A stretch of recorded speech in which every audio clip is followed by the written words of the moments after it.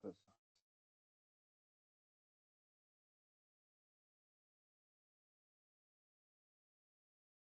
buenos días, chicos. Buenos días con todos. ¿Me escuchan? Buenos días, sí se escucha. Ya. Primero, gracias a todos por estar aquí. Gracias por hacer este esfuerzo de estar un sábado aquí y ayudarme porque he tenido unos días de trabajo fuerte. Normalmente en la cirugía plástica y esto se pone fuerte a nivel de julio. Entonces se vuelven las jornadas más extensas y creo que la próxima semana vamos a estar igual. No sé si es que es posible tener de nuevo el próximo sábado a esta misma hora. Les dejo a consideración y me avisan, ¿sí? O si no, el martes más tarde.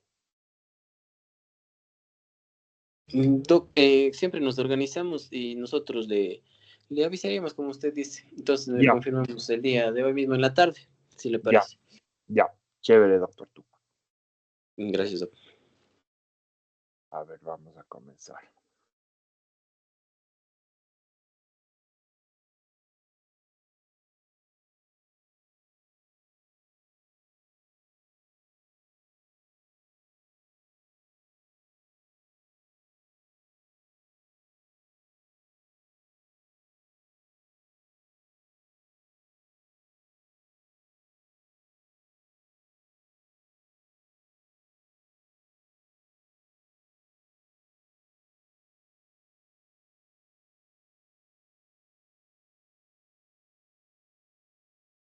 ¿Sí están viendo? ¿Se ven las diapositivas?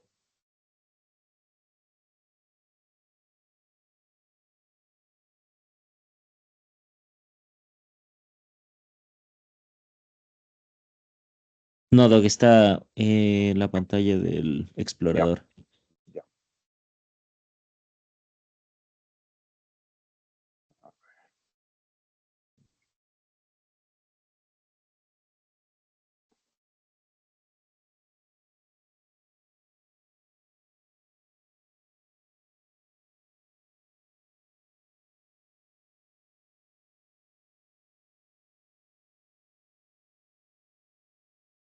Ahí sí pueden ver.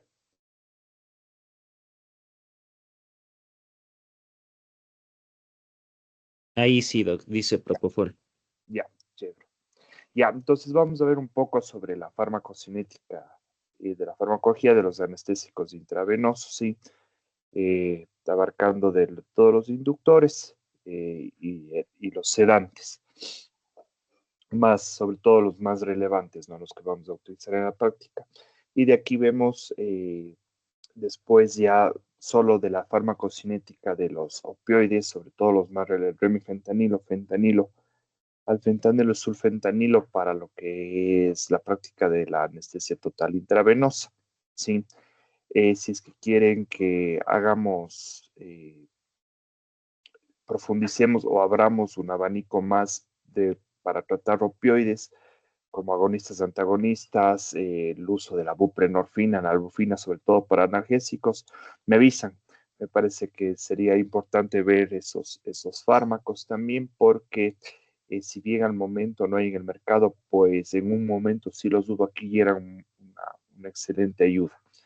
Entonces creo que podríamos aumentarle a eso unos 2 fármacos más, ¿sí? Mientras tanto, vamos a hablar un poquito sobre lo que es el propofol, que el propofol, su fórmula es el 2,6-disopropilfenol, es de la familia de los aquilfenoles, ¿no? Junto con el del propofol se encuentra también uno en producción o en fase de prueba, más bien dicho, que es el fospropofol. Eh, el objetivo clave del propofol va a ser el receptor GABA alfa, así que es un canal iónico que está regulado por proteínas y por ligandos, y es el receptor posináptico y inhibidor más abundante de todo el sistema nervioso central, como saben eso, ¿no? Eh, y cuando el neurotransmisor GABA se une al receptor GABA-A o GABA-alfa, ¿sí? Se produce un aumento de la corriente de lo que es del cloro a través de una apertura de los poros, lo que va a producir la hiperpolarización de la célula y esto va a disminuir las señales excitatorias para que se desencadene el potencial de acción, ¿no? Y de esa manera producir la hipnosis. La principal acción del propofol es aumentar la sensibilidad al receptor GABA endógeno, ¿sí? Eh, en este sentido, no actúa como un agonista directo del GABA, ¿sí? Sino que actúa sería como un modulador alostérico del GABA, ¿sí? Modulador alostérico positivo.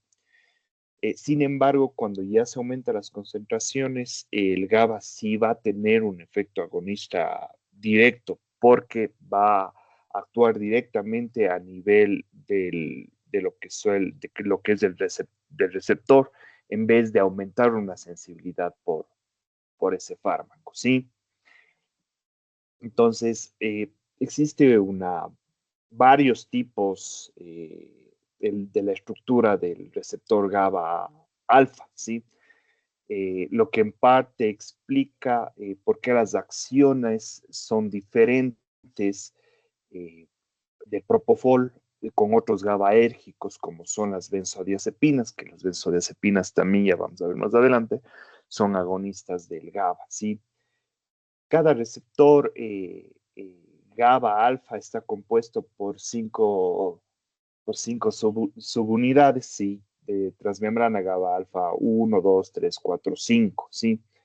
Y, y se sabe que además existen 19 subunidades distintas y que hay muchas combinaciones que se agrupan en diferentes partes del cerebro.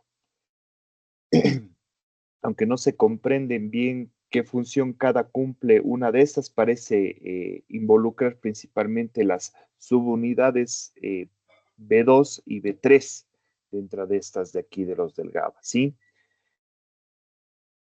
Entonces, el propofol, aparte de lo que es hacer un agonista o un sensibilizador del GABA, también reduce la activación excitatoria del sistema nervioso central mediante los efectos inhibidores del receptor del glutamato del NMDA, ¿sí?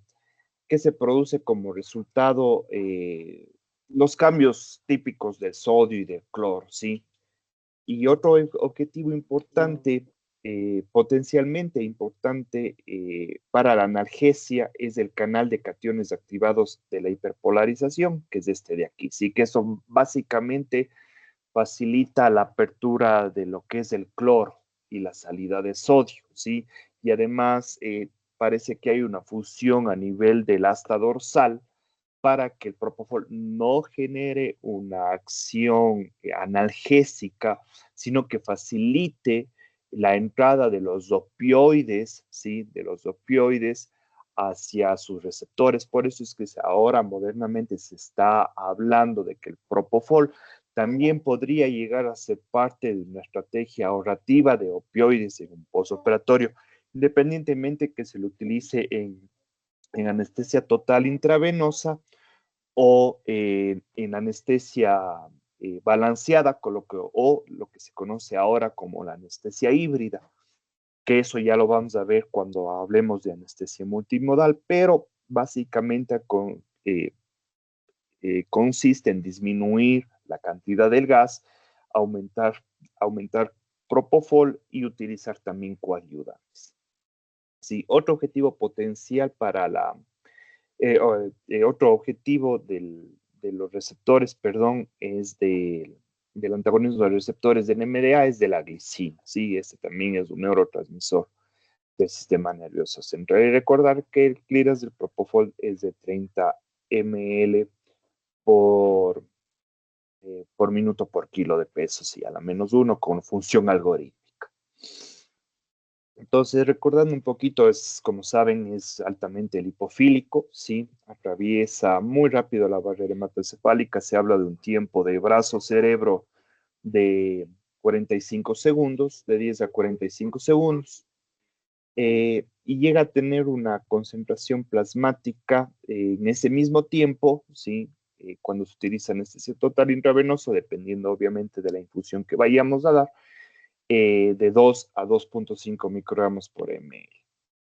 Y, pero el efecto máximo para producir su efecto a nivel del electroencefalograma, sea bien produciendo ondas alfa, delta o incluso supresión, llega a ser hasta los 90 segundos a los 2 minutos, ¿sí? Pero siempre se requieren dosis más altas para prevenir el movimiento, por eso es que siempre utilizamos coadyuvantes, ¿sí? Por eso es que siempre utilizamos lo que son coadyuvantes para el propofol, para disminuir siempre las dosis y evitar así los efectos colaterales que tiene este fármaco. Sí, tiene una alta unión a las proteínas, como un 98%, por eso hay que tener mucho cuidado en pacientes con hipoproteinemia, porque tenemos muchísimo más fármaco libre y vamos a tener en esos casos más efectos indeseables, como son las hipotensiones, hipotensiones extremas, seguidas de taquicardias y paradicardias extremas, en los pacientes que están con hipoproteinemia, ¿sí? Sin llegar a un estado efectivamente de sitio-efecto, es decir, sin encontrar una amnesia, una hipnosis completa. Entonces, después de una dosis de bolo única, sí, los niveles plasmáticos van a disminuir muy rápido. Como se acuerdan, la vida media puede ir de unos 2 a 8 minutos en general, teniendo una vida media en compartimento central de 3 minutos, ¿sí? Tiene un gran volumen de distribución para no tan grande como los opioides, como es de 2 a 10 litros, a diferencia del fentanilo que puede llegar a tener hasta 200 litros, ¿sí? Eh, Dado que la concentración de propofol en el sitio de acción está, está dada por fenómenos sí, de acumulaciones en tejido periféricos durante infusiones prolongadas, ¿sí? Las vidas medias en contexto, sin embargo, siguen siendo bajas. La vida media en contexto llega a ser incluso de 40 minutos tras 8 horas de infusión, ¿sí? De una infusión continua. Entonces, es muy bajo y es que ustedes han utilizado las bases primeas. Las bases primeas les van diciendo en cuánto tiempo la concentración va a disminuir no es para que se despierte el paciente como ustedes ven que aparecen 14, 12, 15 minutos, sino es el tiempo que comienza a haber espigas de ondas alfa, ¿sí? Ese es el tiempo para que transcurra ese tiempo, para que transcurra para disminuir las concentraciones y aparezcan esas espigas y el paciente comience a despertar, ¿sí? Entonces, pero la vida en media en contexto de 8 horas es de 40 minutos para que el paciente pueda llegar a despertar. Los 13, 14 minutos que ustedes ven en base primera es para que comienzan a aparecer espigas de ondas alfa, ¿sí? Y los pacientes comiencen a despertar. Y según esto, tras infusiones más prolongadas, incluso puede ser una vida media de hasta de 24 horas, ¿sí? En la mayoría de los escenarios clínicos de cinética, ¿cómo les puedo decir? De eliminación, solo se vuelve una dominante una vez que la concentración del fármaco ha disminuido a niveles subterapéuticos, ¿sí? A niveles subterapéuticos, es decir, menores de 2 microgramos por ml o menores a 100 microgramos kilogramo minuto, si es que estamos dando TIVA manual, que eso ya también veremos cómo se utiliza, que hay una fórmula que se llama la fórmula de Thomson que podemos dar para utilizar para dar una TIVA manual, ¿sí? En las edades extremas y en los ancianos, el tamaño, como sabemos, del compartimento central está muy reducido, ¿sí? Esto es debido a la disminución principalmente del gasto cardíaco, lo que resulta en una reducción sustancial de las dosis para alcanzar las concentraciones plasmáticas, ¿sí? Por el contrario, en cambio, los niños pequeños tienen un compartimento central muchísimo más grande, mayor al 50% que los adultos, incluso en donde las dosis, dependiendo del peso, aumentan significativamente e incluso llegan a tener, como ven acá, dosis muy altas de 3.5 por kilo. Y es por eso, porque tienen un gran gasto cardíaco y un gran compartimento central, ¿sí? Eh, en cuanto a las enfermedades, fuera de eso, la enfermedad hepática no altera su volumen de distribución y ni el aclaramiento de la vida media y por lo tanto no requieren ajuste de lo que son las dosis. A nivel de lo que es a nivel de lo que es la función cerebral, va a disminuir el consumo metabólico cerebral, como ya habíamos visto, es un gran neuroprotector, disminuye la excitotoxicidad por glutamato. A nivel cardiovascular, todo va a ser dosis respuesta, sí. Al inicio va a haber una taquicardia seguido por una bradicardia, disminuye las resistencias venosas sistémicas, pero en un inicio puede llegar a producir un aumento del gasto cardíaco, ¿sí? Si es que no se llega a la hipotensión. A nivel respiratorio, pues producen apneas, dosis dependientes, y lo interesante que vamos a ver un poquito más adelante en TIVA es que eso podemos controlarlo muy bien mediante lo que es los periodos de histéresis. Entonces, una fórmula o una receta de cocina que podemos ver en eso es que, por ejemplo, queremos hacer una sedación y, y comenzar con un propofol en aproximadamente un 0.5 microgramos por ml e incrementarle de 0,2 en 0,2, pero una vez que han alcanzado las concentraciones plasmáticas y las efectivas, esperar por 2 minutos, porque ese realmente es el periodo de histéresis que vamos a tener con el propofol para poder tener y observar el verdadero efecto clínico si es que no tenemos monitorización neurológica. Si es que tenemos monitorización neurológica, pues podemos hacer una sedación neurodirigida, ¿sí? Eso a nivel respiratorio. Entonces, las apneas son muy cortitas, es la gran ventaja, porque obviamente sale de su volumen, del volumen central a partir de los 3 minutos. Y es por eso que cuando ustedes estén dando endoscopías, ¿sí? Al inicio, sobre todo cuando vayan solos o estén comenzando, cuando se le da la dosis de inicio, es muy bueno poner un temporizador. Ponen un temporizador y a los 3 minutos de ese temporizador, volver a dar una dosis, ¿sí?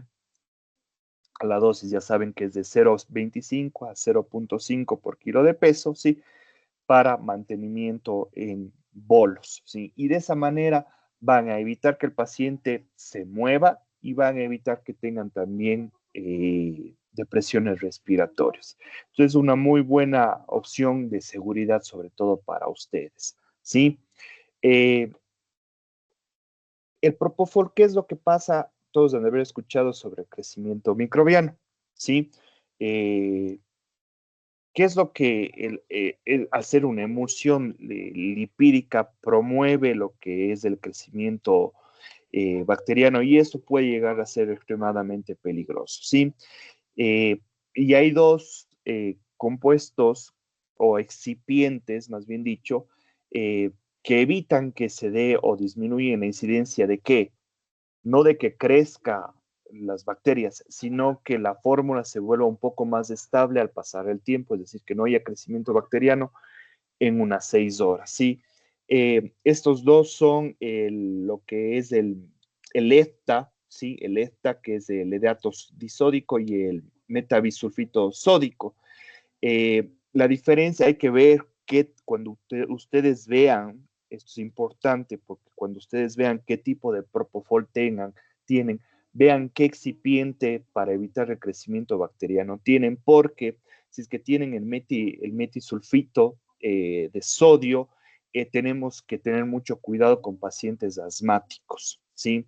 Es porque estos pacientes son muy sensibles a los sulfitos, ¿sí? Entonces, esto generalmente los vamos a encontrar en los propofoles genéricos, pero siempre hay que fijarse. Entonces, si es que no tenemos ninguna otra opción, una buena práctica es utilizar o ayudarnos con un broncodilatador, con un inductor broncodilatador, que si bien no tienen ketamina, pues podemos utilizar tranquilamente los anestésicos dilatatorios como coayudante para evitar una broncoconstricción o un broncoespasmo generado por el excipiente de este propofol, ¿sí? Yo no sé ustedes, chicos, si es que llegaron a escuchar o supieron casos de lo que fue la contaminación y falsificación de propofol.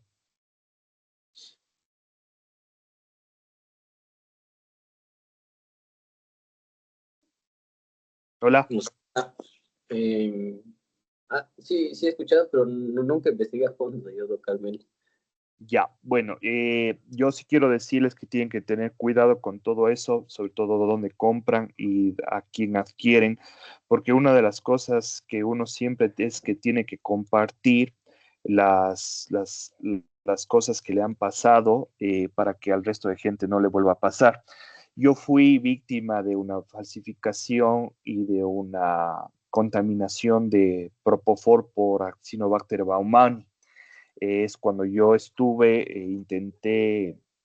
intenté regresar a Cuenca, tuve una gran oferta de trabajo para ir a trabajar allá en el 2022. Y bueno, en la clínica en donde trabajábamos teníamos la anestesia total intravenosa, pero el dueño de la clínica, por ahorrarse unos pesos y cobrarle más a los pacientes, compró un propofol a un distribuidor no autorizado y fue falsificación del Fresenius Kabi. Tuvimos en total en una semana de 8 pacientes, 5 terminaron en la terapia intensiva con sepsis y uno falleció. Cirugías de nariz, ¿no? Les hablo de unas cirugías de rinoceptoplastias.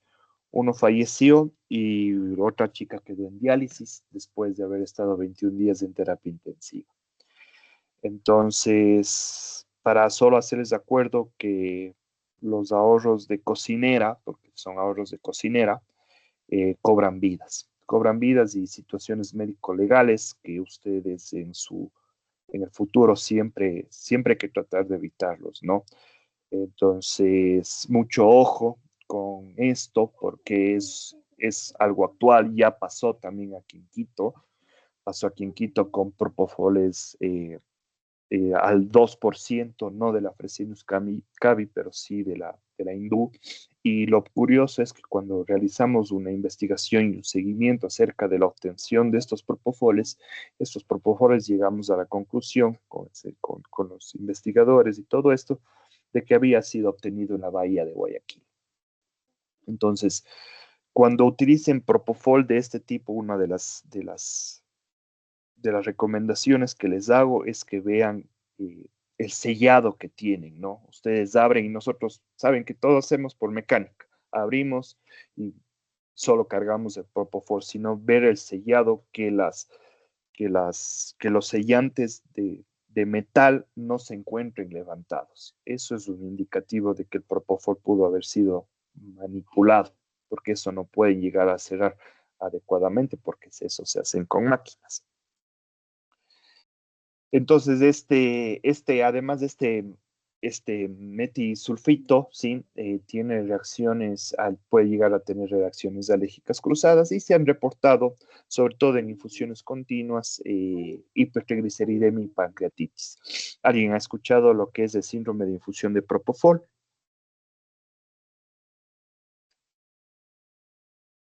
Sí, Sí, es doc. la recomendación de Ya, propofol, me lleva 4 miligramos kilo hora, ajá.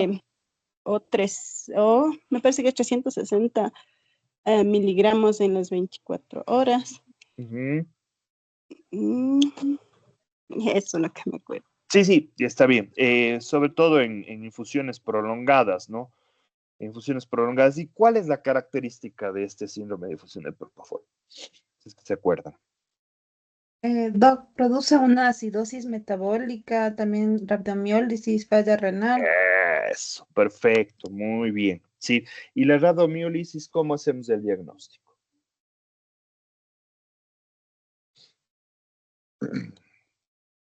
¿Qué enzima pedimos? CPK.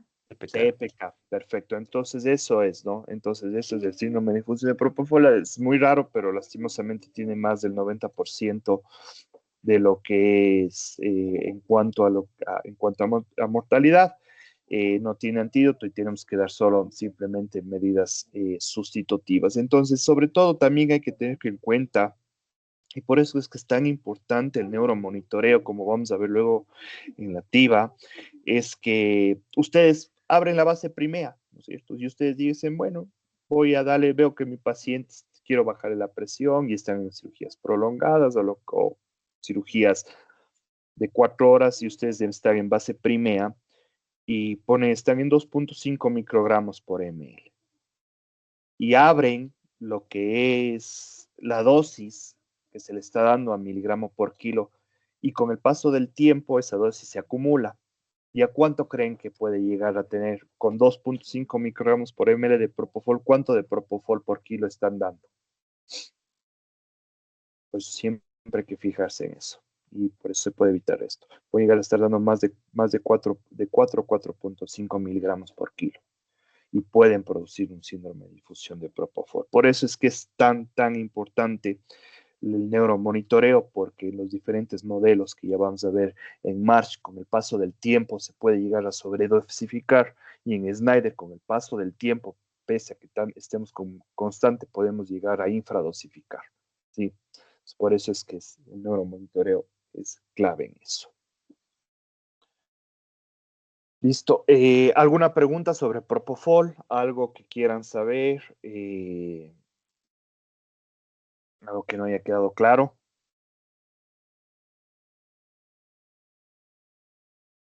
¿Cuál era la dosis de sedación que les dije que les di de receta? 100 microgramos por kilogramo Menos de minuto. 100 microgramos, exacto. ¿Y como antiemético? 50. Esa no recuerdo. O sea, es de 10 miligramos 20 en bol. gramos. Microgramos, kilogramos, minuto. Sí, no se olviden de esas que siempre va a ser un coayudante muy importante, chicos, con eso. ¿Puede ¿Alguna repetir las dosis que dijo ahorita de ¿De qué? De antibiótico antiemético, 10 a 20 microgramos, kilogramo, minuto, en infusión con diente? en infusión continua. Ya, Sí. gracias. En dosis ya saben que es de 20 miligramos, ¿no? O sea, el paciente saca náusea y vómito, 20 miligramos, de ahí después dan ondansetron. Si vieron, no sé si es que vieron las guías en cuanto a la utilidad de la metoclopramida, las últimas guías de la metoclopramida, la náusea y vómito postoperatorio. Como, ¿vieron? ¿Leyeron? No, Les No, Doc. das El cuarto consenso, Doc. el cuarto consenso. ¿Leíste? Sí, Doc. O sea, la metoclopramida no tiene buena evidencia como antiemético. Ya, Ahí lo que más se enfocan al uso de los 5-HT3, al ya. uso del aprepitant, de la dexametasona, que son ¿Leíste los el que tienen anexo? mejor evidencia. ¿Leíste el anexo y la Ah, discusión?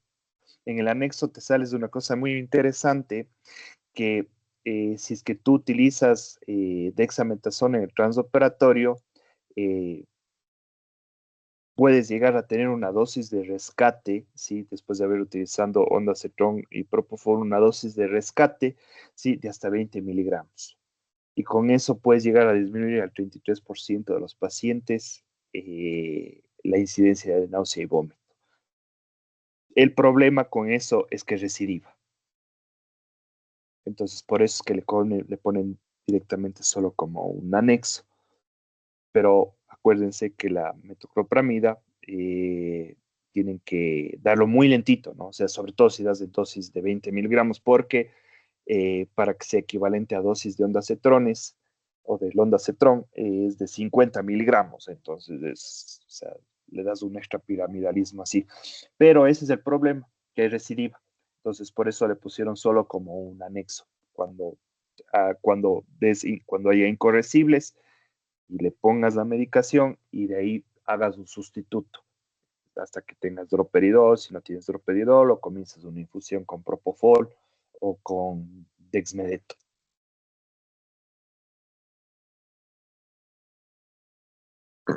¿Alguna pregunta del propofol? No, doc, pero una duda respecto a lo de las náuseas. ¿En algún momento ha llegado usted a utilizar el droperidol o el haloperidol como Sí, para de rescate? sí. Sí he llegado a utilizar en el Pablo Arturo Suárez, donde yo trabajaba, Ujú. utilizábamos bastante de rescate el droperidol. Bastantísimo. Ya, doc, chévere, Sí. gracias. ¿Ya han rotado por el Pablo? Sí, algunos sí han votado por el Pablo de nosotros. Pregunta porque, Sí, bueno, doc. ahorita sé que ahí están bastante escasas las cosas, eh, pero siempre habría droperidol ahí en la farmacia. Siempre teníamos ahí el fármaco. Y es muy bueno porque aparte se sedan. Entonces pasa la náusea y el vómito y se sedan. Será chévere. Es un buen fármaco. Siempre hay que tener cuidado con que no tengan QTs prolongados, ¿no? Nada más. Entonces, continuamos con lo que es el etomidato. Esto es una familia del imidazólica, ¿no? Perdón. De los imidazoles es un modulador selectivo de lo que es el GABA a nivel alfa. Sí, el problema con el etomidato es que produce dolor, ¿sí? Produce dolor y produce unas mioclonías muy parecidas a las que se describían con la succinilcolina, ¿sí? No tan dolorosas. La diferencia es que no había dolor en el postoperatorio como sucedía con la succinilcolina, porque con la succinilcolina sí había rhabdomiólisis, ¿sí? Mientras tanto que con el etomidato no hay rhabdomiólisis y por eso no duele. Tiene una bajita unión a las proteínas, por eso es que el tiempo de inicio es mayor, ¿sí? Puede llegar a ser hasta de 1 minuto 20, ¿sí? Con una dosis de 0.3 por kilo de peso. Entonces, si pesa 70 kilos, 21 miligramos era más o menos las dosis estándares que siempre se utilizaban. La gran ventaja de este fármaco es que producía una disminución, una estabilidad cardiovascular, con una disminución apenas de un 15% de la presión arterial media, ¿sí? Pero hay un problema, un serio problema con el etomidato, y que se sabía de este problema, de este mecanismo, de parte de su mecanismo de acción, que era la supresión adrenocortical, específicamente se inhibe, es la 11 beta hidroxilasa, ¿sí? Y el problema es que esta inhibición enzimática dura más de 8 horas después de una dosis de inducción con el etomidato. Entonces, ¿qué pasó? Comenzaron a ver a los pacientes que tenían sepsis y con hipovolemia, y a los pacientes que estaban en cirugía cardíaca, que se morían más que los pacientes que se inducían incluso hasta con el mismo propofol o con la ketamina. Entonces, sacaron un estudio, un metaanálisis bastante grande, ¿sí? Bastante grande, en la comparación de mortalidad entre la ketamina y el etomidato. ¿Y qué creen? La ketamina, pues, es la droga de elección en estados de inestabilidad cardiovascular. A nivel de cirugía cardíaca, es un poquito discutido, sobre todo a que no vas a darle a un paciente que está yéndose a ser sometido a un bypass cardíaco ketamina, porque te aumenta la frecuencia cardíaca, que es deleterio para pacientes con coronariopatía. Pero para mantener la hemodinamia en pacientes con insuficiencia mitral, insuficiencia tricuspidia, y sobre todo asociado a dilataciones auriculares con fibrilación auricular, es una droga bastante beneficiosa, y obviamente ha desplazado completamente esto al etomidato, ¿sí? Entonces, prácticamente lo vamos a tener en desuso. ¿Sí alguien quería preguntar algo?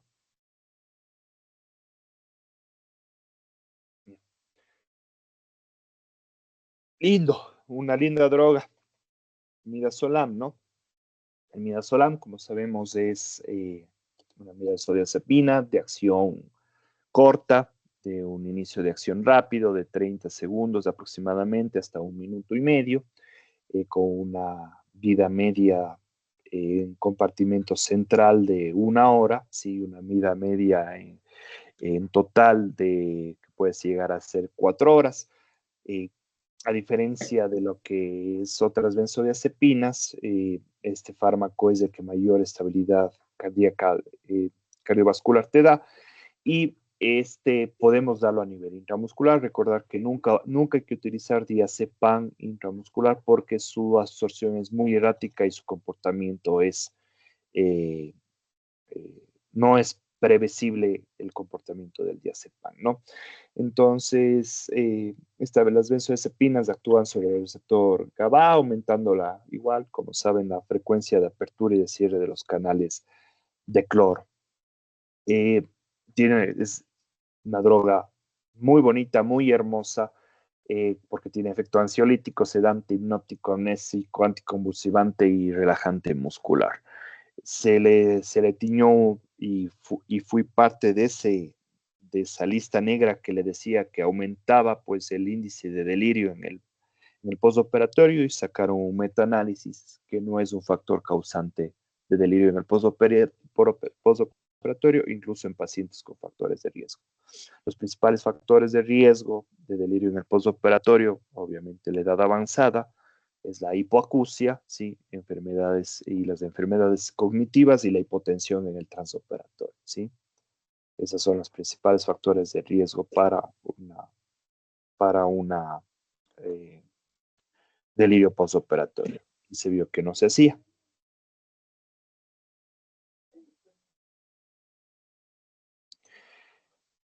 Entonces, también tiene la ventaja de mantener la respuesta a los potenciales evocados somatosensitivos, lo que hace que sea muy útil en cirugías, por ejemplo, de escoliosis, ¿sí? Eh, no posee ninguna propiedad analgésica, pero potencia notablemente la acción analgésica de los opioides. Hay que recordar que puede producir una depresión ventilatoria después de su administración intravenosa rápida, sobre todo. Por eso hay que tomarse su tiempo en administrar las benzodiazepinas, ¿sí? Administrarlas en un periodo de 1 minuto, ¿sí? Para sedaciones y para lo que ya vamos a ver a continuación, que es algo muy bonito, eh, administrar en 1 minuto la benzodiazepina, sobre todo si tenemos pacientes predispuestos a una depresión respiratoria, nos va a hacer ver de una manera más fiable la respuesta que vayamos a tener, ¿sí? La ventaja es que puede llegar a ser apneas de corta duración, dependiendo obviamente de la dosis que vayamos a darles. Los efectos cardiovasculares de las benzodiazepinas, principalmente del midazolam, administrados solos, son escasos o nulos. Produce una disminución muy pequeña de lo que es la tensión arterial, sobre todo en aquellos pacientes, eh, produce disminución de cifras tensionales en aquellos pacientes que tengan un tono vascular alto, ¿no? Como son los hipertensos, los hipovolémicos o que tengan algún tipo de estrés emocional. Esto es debido sobre todo a un aumento de la capacitancia venosa, ¿sí? Y de la disminución del retorno venoso. Los efectos benéficos además del midazolam sobre las fibras miocárdicas hacen que disminuyan el consumo de oxígeno, ya que va a producir un cierto grado de vasodilatación coronaria, si bien no se le ha calificado como un medicamento cardioprotector, porque la cardioprotección, aparte de que no te aumente el consumo de oxígeno, tiene que tener la característica de disminuir el consumo de oxígeno, es decir, de llevar a un estado invernadero por parte de la fibra del miocardio, y esa propiedad no cumple el midazolam. Tiene potencia los efectos depresores de los opiáceos, como pueden saber, y esto es principalmente por disminución del tono simpático que producen estos dos fármacos, ¿sí? ¿Cuál es el problema con el midazolam? Y es que posee, ¿qué cosa? Una gran variabilidad interindividual, ¿sí? ¿Qué hace que esto sea un poco complicado de dosificar, ¿sí? Y la sensibilidad a este grupo de fármacos varía considerablemente entre los pacientes. Y esto es debido a la expresión génica que tenemos cada uno de nosotros, ¿no? Sobre todo en presencia de los sitios específicos de la acción de la benzodiazepina. Cuando cambia durante el desarrollo y sobre todo puede modificarse, obviamente, si es que hay una toma periódica o crónica de esta benzodiazepina, ¿sí? Por lo tanto, ¿qué es lo que se hace? Hay una prueba que se llama la prueba de sensibilidad, ¿sí? Entonces, ¿en qué consiste esta prueba de sensibilidad? Que administramos al paciente 0.04 miligramos por kilo de peso de midazolam, es decir, en un paciente 70 kilos, 2.8 miligramos, y observamos el Ramsay. Si es que el Ramsay es de 2, ¿sí? La dosis de inducción del fármaco para la duración y todo eso va a ser de 0.2 miligramos por kilo de peso. Si es que el Ramsay sube a Ramsay 3, va a ser una dosis de 0.15 miligramos por kilo. Y si es que el Ramsay es de 4, va a ser una dosis de 0.10 miligramos por kilo de inducción. Y este dosis de 0.04, ¿sí? Es excelente para sedación de los pacientes. ¿Por qué? Porque precisamente lo que va a buscar es en qué Ramsay vamos a encontrarle al paciente, ¿sí? Entonces, una dosis excelente, una dosis muy fiable, ¿sí? Es una dosis muy fiable para que sus pacientes en una sedación no vayan a tener una depresión respiratoria o si es que llegan a tener apneas de, de corta duración, van a responder a estímulos, ¿sí? Van a responder a estímulos. ¿Está entendido esto? Perfecto. ¿Alguna pregunta sobre el midazolam? ¿Alguna otra benzodiazepina? Perfecto. Listo, vamos a una de las mejores drogas creadas, ¿sí? Provenientes sobre todo a nivel de veterinario, y hay otra que vamos a ver que es de esa parte de nivel veterinario, ¿sí? La ketamina. Esta es una familia de las peniciclininas, ¿sí? Es un preparado comercial que tiene una mezcla racémica 50-50 por los isómeros y los enantiómeros S y la R, ¿sí? Esta se caracteriza por producir una anestesia disociativa con... quiere decir disociativa? ¿Alguien me puede decir qué quiere decir una anestesia disociativa? Que se va de la realidad o que tiene otra, presenta su segunda realidad, se podría decir. Ya, perfecto, eso es coloquialmente. Pero científicamente y funcionalmente es una disociación que es una separación entre qué sistemas, entre el sistema límbico y la corteza y el tálamo. Se separan las uniones, se separa en la interconectividad neuronal y como saben el tálamo, hipotálamo y la corteza, ¿qué está ahí? La imaginación, la creatividad y lo principal de los sueños, ¿sí? Y el sistema límbico es ¿qué cosa? Lo que nos tiene centrados, lo que nos tiene presentes, nos ayuda a tomar las decisiones, ¿no? La razón, digamos así, toda la parte frontal.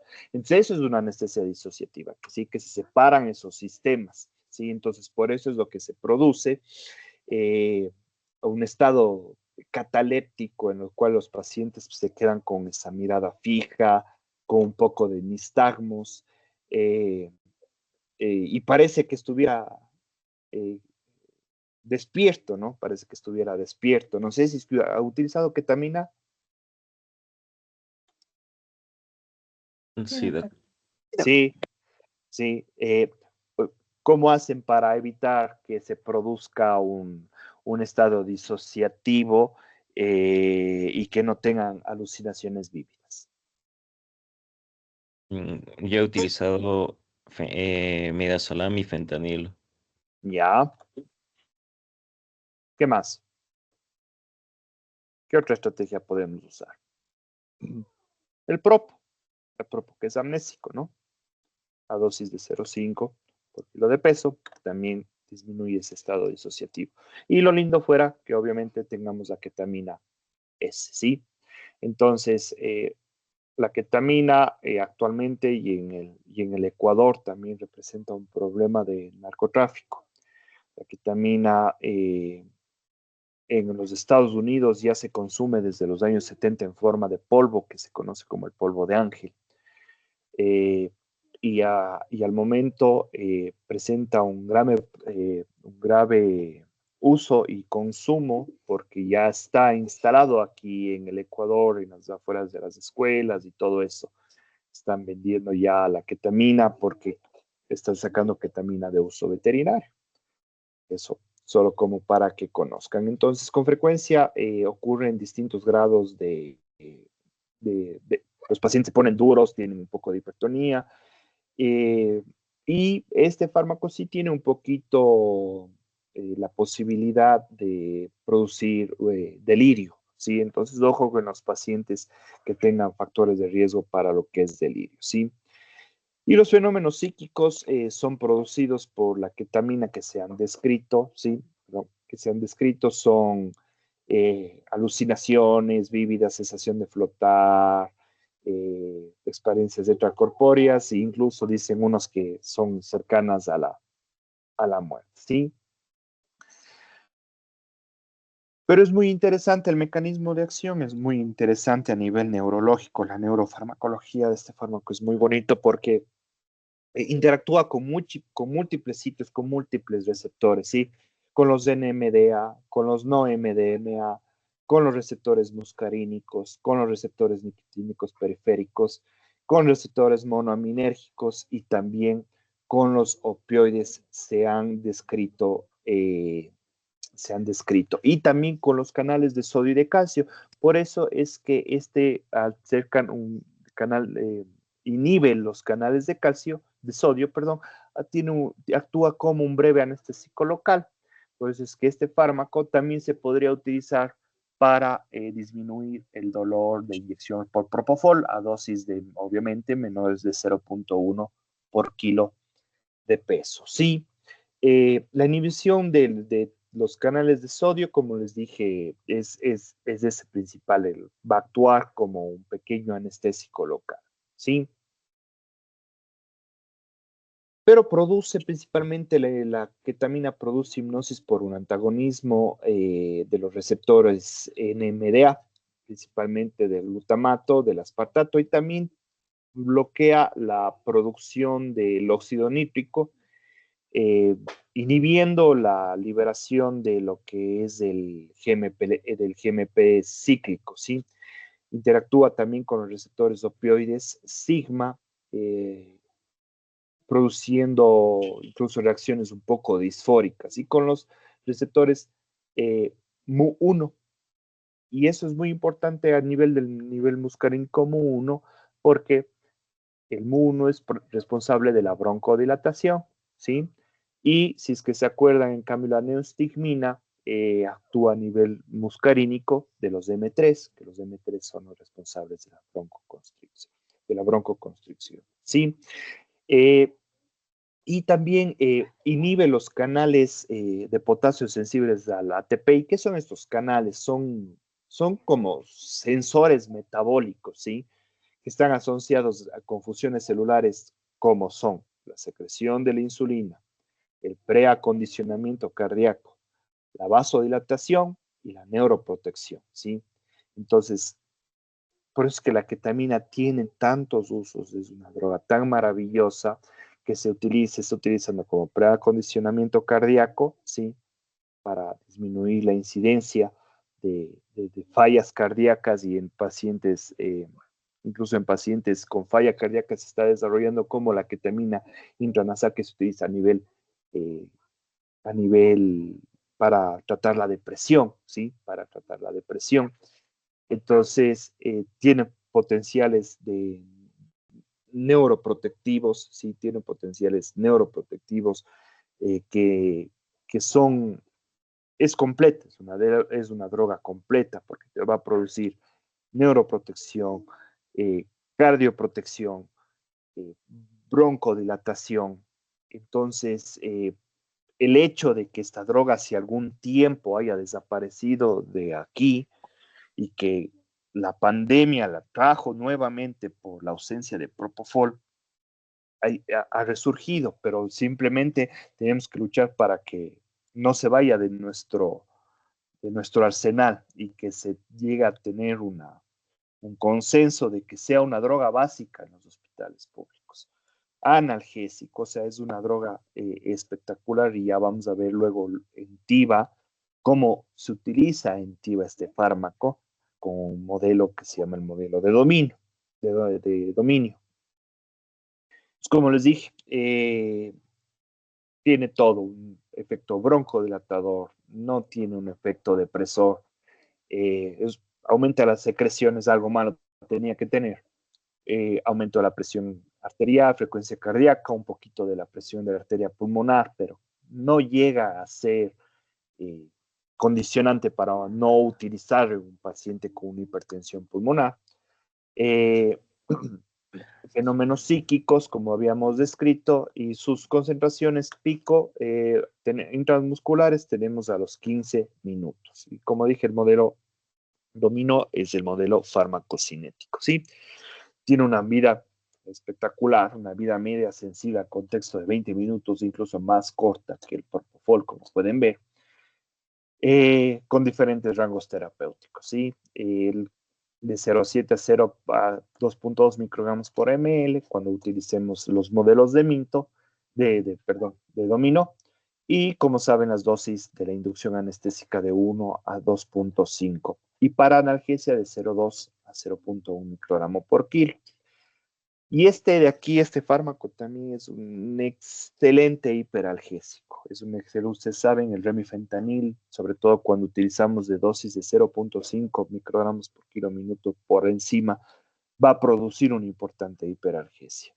Y un fármaco que evita eso es la ketamina. Entonces, la dosis de 0,5 miligramos, 0,5 miligramos por kilo de peso en el transoperatorio, previo a la incisión para tener el tiempo suficiente para que el paciente no despierte disociado, disminuye, es una estrategia de ahorro de opioides y disminuye el consumo de opioides hasta un 30%. Y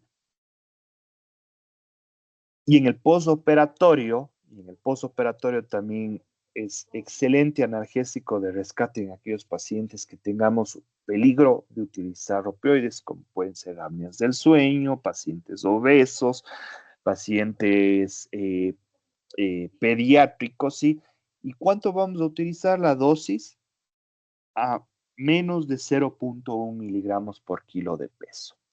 Es decir, lo vamos a ir titulando de 3 miligramos en 3 miligramos al fármaco, ¿sí? Entonces, si es que el paciente pesa 70 kilos, vamos a comenzar con 5 miligramos de ketamina en el postoperatorio, ¿sí? Y vamos evaluando, ¿sí? Y vamos evaluando.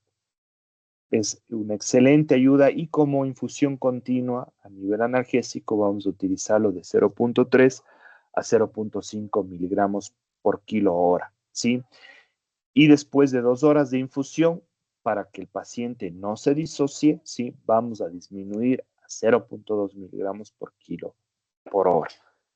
Y ahorita tenemos que tener esta droga porque va a disminuir muchísimo el consumo de remifentanil. Y como les había dicho, el remifentanilo vamos a tener una escasez. Esperemos que eso se llegue a solventar pronto. Pero en caso de, pues eso es una forma de disminuir el consumo y es una droga extremadamente barata. $10 y tienes dosis, pero para 5 o 6 pacientes. ¿Alguna pregunta de la ketamina? Doc, yo tengo dos dudas con la ketamina. Dime. La primera es si es que se puede utilizar en pacientes pediátricos en el postoperatorio para tratar el dolor. Y la segunda es si es que, a ver, se asocia con, yo he leído que se asocia con pesadillas, sueños vívidos, ¿Mm? todo ese tipo de alucinaciones, pero que al final el efecto a largo plazo no tiene alguna alteración. De hecho, más bien se ha encontrado que puede disminuir la depresión, como la esketamina que se utiliza en otros lados. Entonces yo quería preguntarle si tal vez ha visto algún problema, tal vez con trastornos psiquiátricos, tal vez hay mayor riesgo de alguna exacerbación, de una psicosis por el uso de ketamina. Ya. En cuanto a la primera pregunta, la parte pediátrica, sí, úsala. Úsala y como te dije, a dosis como está aquí, 0.3 a 0.5 miligramos por kilo. Y comienza con titulación. ¿Y qué es lo que vas a hacer con ese niño? Le vas a quitar el dolor y le vas a hacer que se duerma. Y no vas a tener a dosis menores de 0.3, no vas a tener anestesia disociativa y el paciente no se va a disociar. ¿Sí? Lo ideal para que comiences a 0.1 por kilo y le vas titulando a tu niño. Le vas titulando. Pesa 20, le pesa 20 kilos, le das 0.2 miligramos. 0.2 miligramos. Es solo cuestión de trabajar con diluciones. 0.2, 0.5 miligramos. Y puedes ver eso, lo mejor es que puedes irle titulando cada 3 minutos. ¿Sí? Entonces usa en los niños para disminuir el consumo de opioides y la hiperalgesia que vas a tener. Y algo que es muy chévere y que yo utilizo todos los días yo utilizo ketamina, es la inducción, se le intuba al paciente, se comienzan a pasar las drogas y utilizar en el niño, en este caso, a 0.5 miligramos por kilo. En inducción, porque no vas a tener nada, porque el paciente ya está dormido, tiene la amnesia del sevoflurane, ¿sí? Y vas a tener el efecto antinociceptivo de lo que es la ketamina. Y en cuanto a la parte psíquica, no están reportados brotes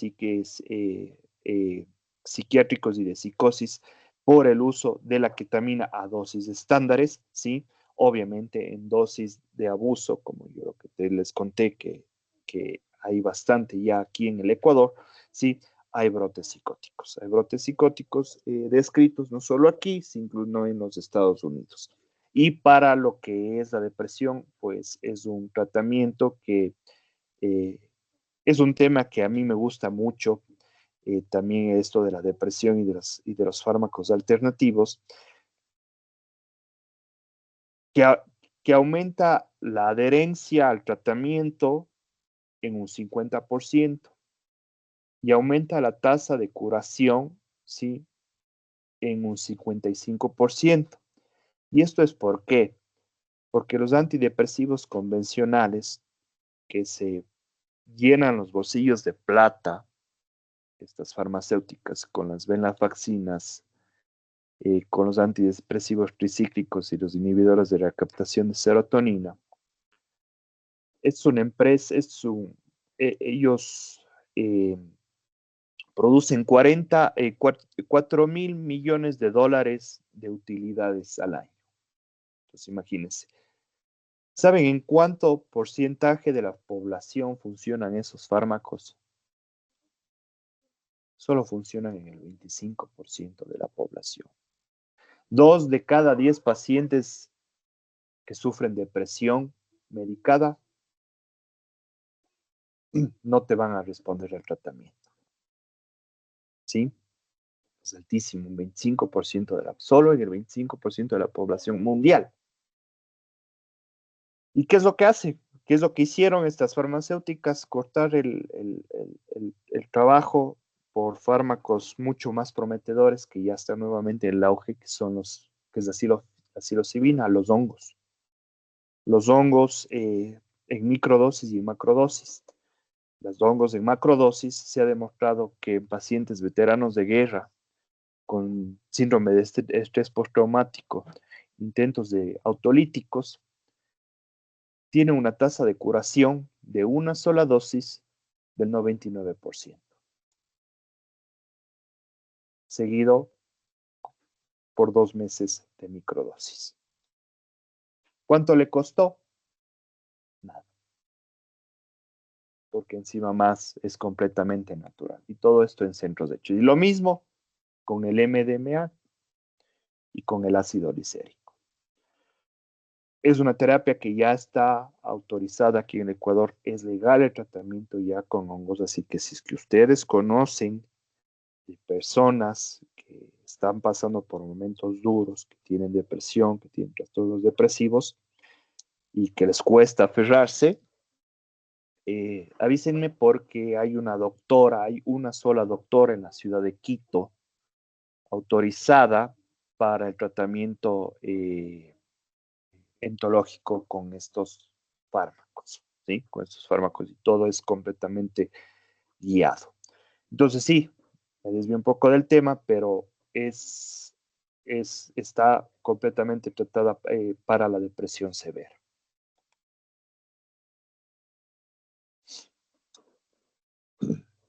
¿Alguna otra pregunta sobre la ketamina?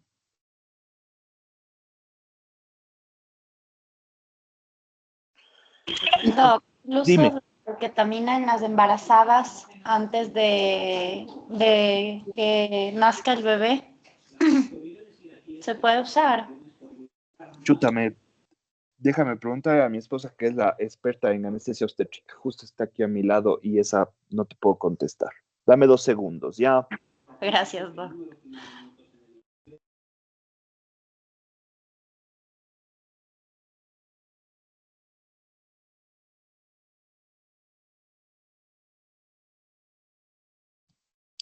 No, mi amor, no termino la clase.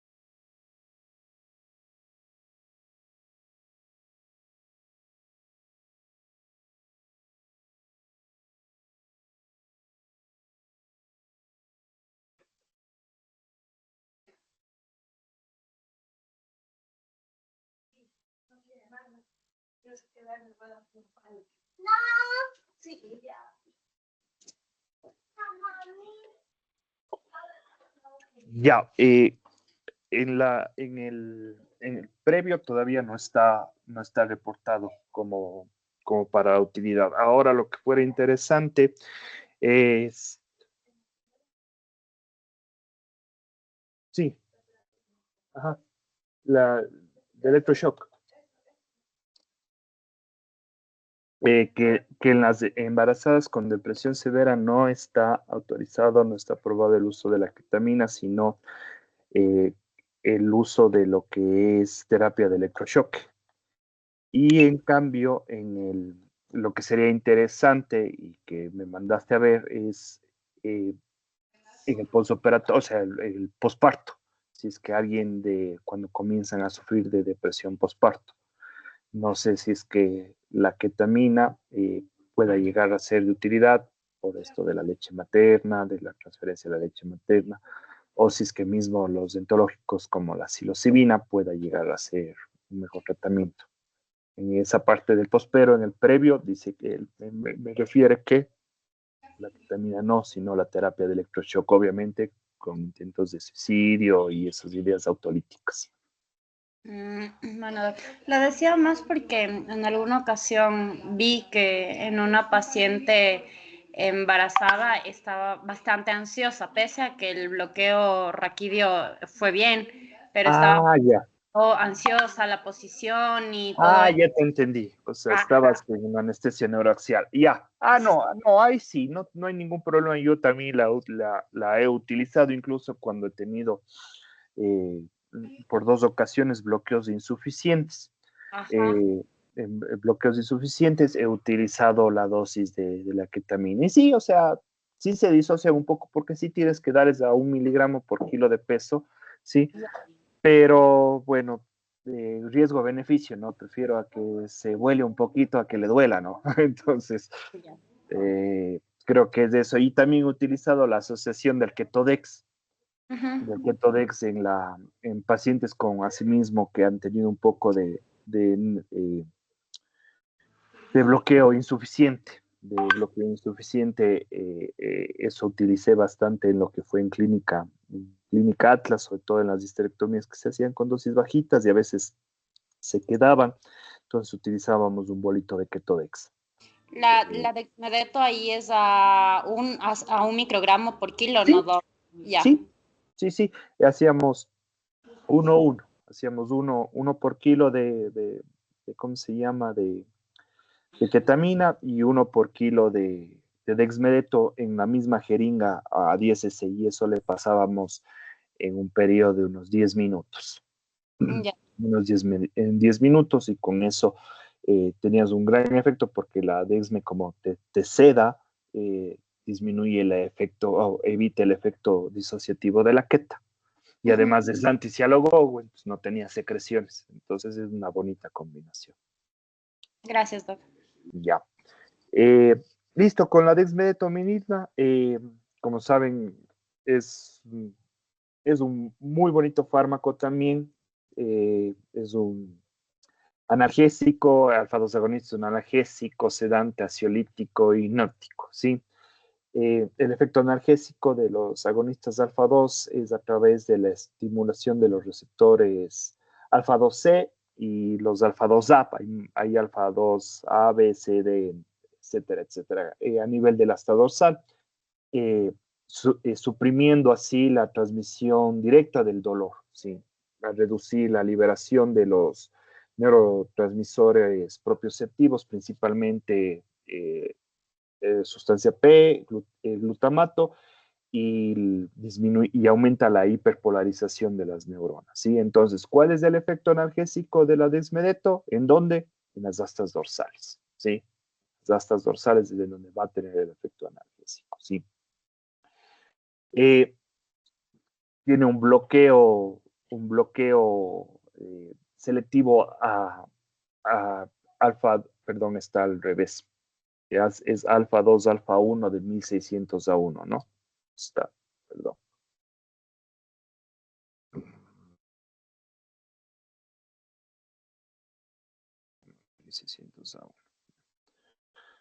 Alfa 2, alfa 1 de 1600 a 1, a diferencia de la clonidina, que es de la misma familia, que es solo de 300 a 1, ¿sí? Y lo curioso es que es un enantiómero ¿de qué? De la medetomidina, y esta medetomidina es un fármaco sedante anestésico que se utiliza en la veterinaria. Entonces tiene esa propiedad que ha sido, pues, los farmacólogos veterinarios nos dieron tanto la ketamina como la dexmedetomidina, ¿sí? Actúa sobre varios receptores alfa 2, ¿sí? Actúa sobre varios receptores alfa 2, como les dije, la A, B y C. Y la ventaja es que la sedación que esta da es que promueve la vía natural del sueño, ¿sí? A nivel del sistema reticular ascendente. Entonces, por eso es que el despertar es muy, muy placentero con este fármaco, ¿sí? Este fármaco disminuye, ¿sí? Tiene un efecto ahorrador de los opioides durante la cirugía y en el postoperatorio. Y este efecto es ventajoso en pacientes que propensos a que, sobre todo, a apnea, ¿sí? Porque no afecta la respuesta hipercárbica del CO2, incluso en dosis altas, ¿sí? Entonces, por ejemplo, en pacientes con cirugía bariátrica, ¿sí? El uso de los opioides con este fármaco llega a ser hasta del 50% en los pacientes obesos, ¿sí? Tienen efectos adversos como todos los fármacos, bradicardia reportada un 9%, hipotensión 30%, hipertensión en un 12%, Pero todo eso siempre se puede disminuir, ¿qué? Disminuyendo dosis y disminuyendo y aumentando el tiempo de la dosis de carga. Entonces disminuimos dosis a partir de 0.4 microgramos por kilo minuto o le damos la dosis de carga en 20 minutos, ¿sí? En 20 minutos. ¿Qué se han reportado en el transoperatorio? En el transoperatorio, la incidencia de una infusión continua como coadyuvante de la dexmedetomidina, obviamente si es que no tienes neuromonitoreo, porque la ventaja del neuromonitoreo y sobre todo del SET-line que te muestra tres diferentes espigas electroencefalográficas es aprender a, aparte de saber que está en un BIS de 40 y en un CONOX de menos de 60 para que no le duela y que no esté despierto y que no tenga recuerdos transoperatorios, es aprender a aprender las firmas farmacológicas que se llaman, ¿no? Las firmas farmacológicas de la, yo mi amor, que te vaya bien, de la dexmedeto, gracias mi vida, de las firmas farmacológicas de la dexmedetomidina, del sevoflurane. Entonces, al ver que ya hay firma farmacológica con una dosis de carga, por ejemplo, de la dexmedetomidina, ¿sí? Te ayuda a disminuir la dosis.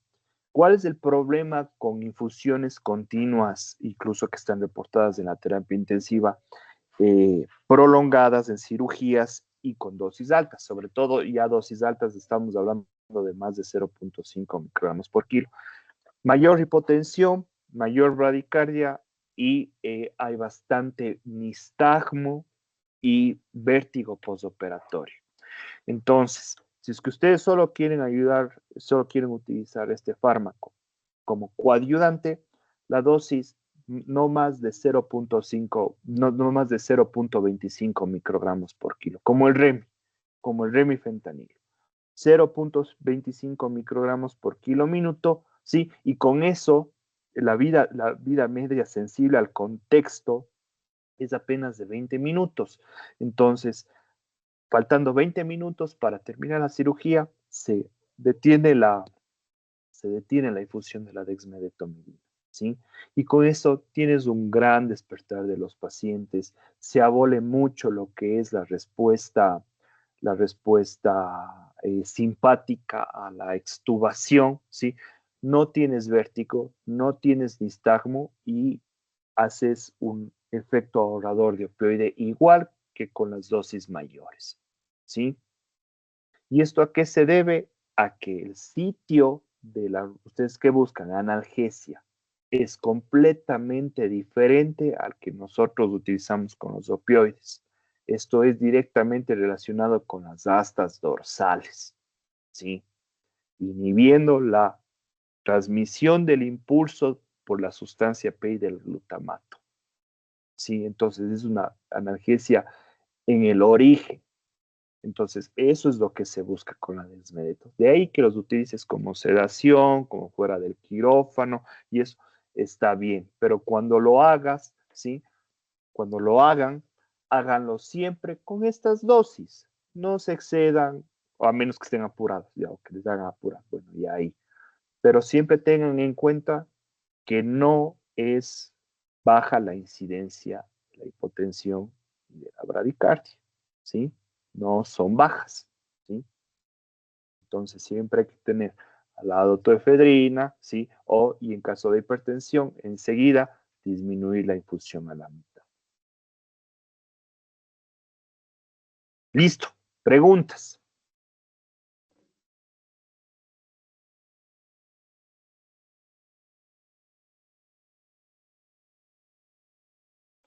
Ya, del examen les anulé esas dos preguntas que estuvieron ahí, la una que estuvo mal formulada y la otra que, bueno, que puede ser de 9 y de 15, de 9 y de 15 minutos. Así que esas están anuladas. El promedio con eso del curso subió a 70, ¿sí?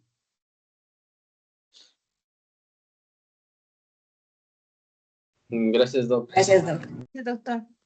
Ya. Bueno, con eso, porfa, avísenme si es que pueden el martes más tarde o si es que el sábado también pueden a estas horas. yo no tengo ningún problema. Y más bien gracias, vamos la próxima, ya vemos lo que es opioides y con opioides ya vemos todito de los modelos de la TIVA y con simulaciones que va a ser bastante entretenido, ya no va a ser tanta letra y palabra y todo lo que se ve aquí. Doc, Dime. ya hicimos una encuesta. El martes en la tarde, ¿a qué hora sería? No, martes noche, Por eso, ¿a qué hora sería? 8:30 de la noche, 8:30 de la noche. Ya, porque el martes la mayoría es la que Ya. tiene disponibilidad de tiempo. Entonces, a las 8 estaría bien. Entonces, Ya, estamos perfecto. Ya, perfecto. Sí. Ya, porque yo estoy saliendo bien tarde. Entonces, si es que nos ponemos de acuerdo a esa hora, no hay problema. Ya. Ya, Doc. Ya. Gracias, chicos, por su tiempo. Gracias por sacrificar un sábado. Espero que no haya sido muy fea la clase.